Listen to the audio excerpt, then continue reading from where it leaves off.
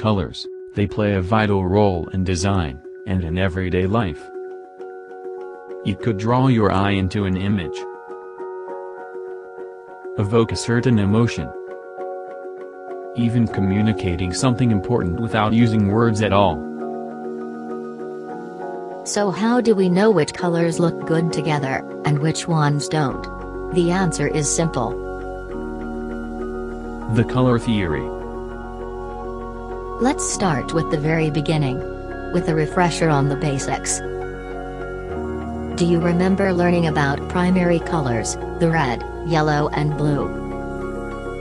The combination of these colors create orange, violet and green, the secondary colors. Now, let's take it one step further, with hue, saturation and value. Hue is the easiest one, it's basically just another word for color. Saturation refers to intensity. In other words, whether the color appears more subtle or more vibrant. Value has to do with how dark or light the color is, ranging from black to white. So how do we put this all together to create professional-looking color schemes? There are actually formulas based on something called color harmonies that can help. The easiest formula is the monochromatic, because it only uses one color or hue. Just pick a color from the color wheel, and use your knowledge of saturation and value to create variations. The best thing about monochromatic is they guarantee to match. An analogous color scheme is the use of colors that are next to each other in the color wheel.